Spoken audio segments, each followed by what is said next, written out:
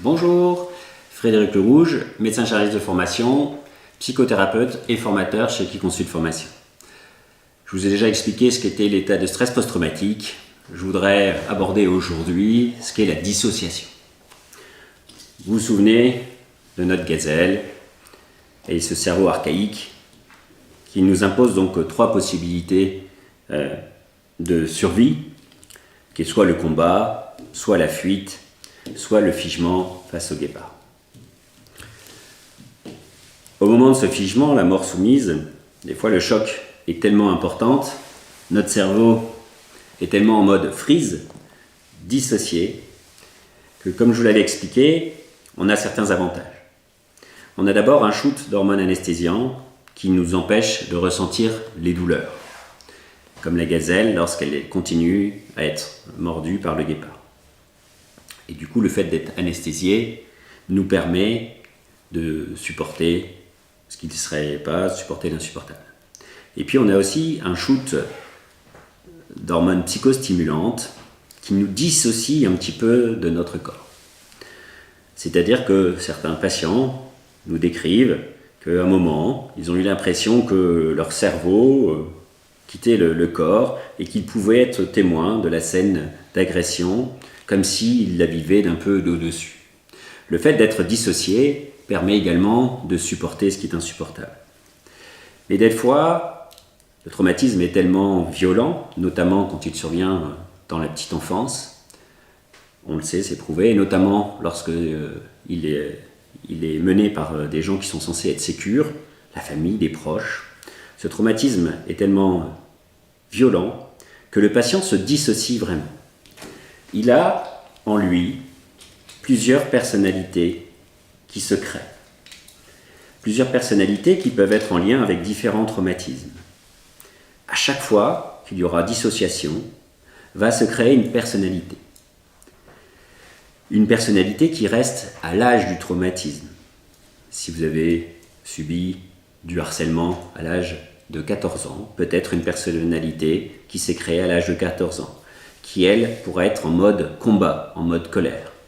Et puis, si vous avez subi une agression sexuelle à 16 ans, une autre personnalité qui sera peut-être, elle, en mode figement. Si vous avez vécu une autre agression, un hold-up, à 18 ans, une autre personnalité qui, elle, sera peut-être en mode fuite.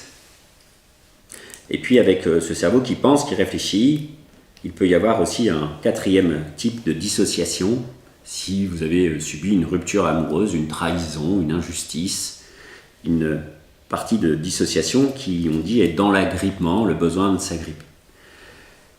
Chacune de ces parties correspond à des âges différents de la vie, à des modes de défense différentes que peuvent être le combat, la fuite, le figement ou s'agripper aux gens, avoir besoin d'eux pour se développer, etc., avec des types de fonctionnement différents.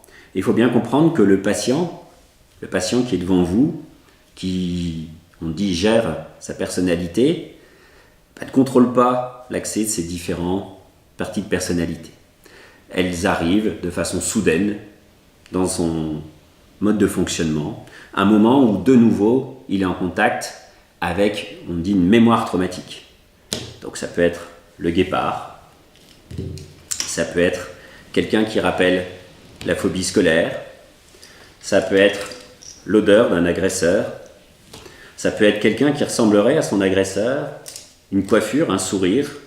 Tout ça est dans notre mémoire archaïque, dans notre mémoire traumatique, et chaque déclencheur peut déclencher donc une des personnalités. Et on voit donc les patients qui nous expliquent qu'à un moment, ils se sentent en colère, besoin d'agressivité, de colère, éventuellement de combattre, ou alors besoin de se faire mal, en mode fuite, ou besoin de s'agripper. Et ces différentes personnalités qui s'articulent dont ils n'ont pas le contrôle. Aujourd'hui, on sait prendre en charge ces différents types de personnalités grâce à l'hypnose et le EMDR, la thérapie IMA Express, en allant, grâce à l'hypnose, aller parler à chacune des personnalités et lui proposer un protocole précis de MDR ou d'hypnose, soit pour traiter son traumatisme, soit pour traiter ce trouble d'attachement, soit pour le rassurer par rapport à la fuite, et réharmoniser toutes ces parties de personnalité. Voilà ce que je voulais vous dire sur les parties dissociées et leur prise en charge. Merci et à bientôt.